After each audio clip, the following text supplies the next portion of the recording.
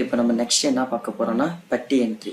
பட்டி என்ட்ரிக்கு ஃபஸ்ட்டு இந்த 3 dots click பண்ணிவிட்டு டிரான்சாக்ஷனில் போயிட்டு பட்டி அப்டேட்னு இருக்கணும். பட்டி அப்டேட்டில் போயிட்டு இன்றைக்கி டேட்டோட பட்டி R18 போட்டு நம்ம ஒரு அரைவல் போட்டிருக்கோம்.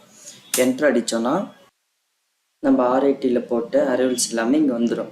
வந்ததுக்கப்புறம் இப்போ நம்ம குவான்டிட்டி என்ட்ரி பண்ணுவோம். குவான்டிட்டி இப்போ நான் ஒரு 250 கிலோ ரேட்டு 30 ரூபா சொல்லிட்டு என்ட்ரி பண்ணோன்னே அமௌண்ட் வந்துடும். நெக்ஸ்ட்டு வந்து 300 கிலோ ரேட்டு 25 ரூபா அமௌண்ட்டு. நெக்ஸ்ட்டு 150 கிலோ ரேட்டு 10 ரூபா சொல்லிட்டு என்ட்ரி பண்ணோன்னே நமக்கு அமௌண்ட் வந்துடும். இப்போது நம்ம லாரி ஹையர் வந்து அமௌண்ட் போடுறோம், ஒரு 1000 அப்படி சொல்லி என்ட்ரி போடுறோம். நெக்ஸ்ட்டு வந்து கூலி வந்து ஒரு 2500 சொல்லி என்ட்ரி போட்டுட்டு இப்போ நான் F1 கொடுத்து சேவ் பண்ணுறேன். சேவ் ஆயிடுச்சு. இப்போ நான் வந்து இதை வியூ பண்ணேன். நமக்கு பட்டி பில் இப்படி தான் இருக்கும். இப்போது நம்ம போட்ட பட்டி பில்லை எடிட் பண்ணணும் இல்லை டெலீட் பண்ணணும்னா அதே பர்ச்சேஸில் போயிட்டு பட்டி பில்லில் போயிட்டு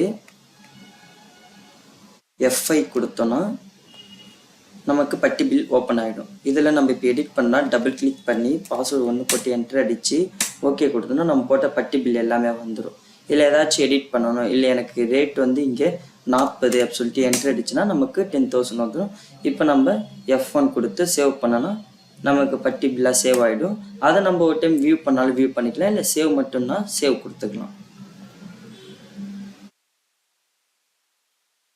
இப்போ நம்ம பட்டி பில்லை பிரிண்ட் எடுக்கணும்னா அதே அந்த 3 லைன்ஸ் கிளிக் பண்ணிவிட்டு டிரான்சாக்ஷனில் பட்டி அப்டேட் உள்ள நமக்கு இங்கே பட்டி பில்லுன்னு இருக்கும். அதை கிளிக் பண்ணி ஓகே கொடுத்தோன்னா நம்ம பட்டி பில் எல்லாமே வந்துடும்.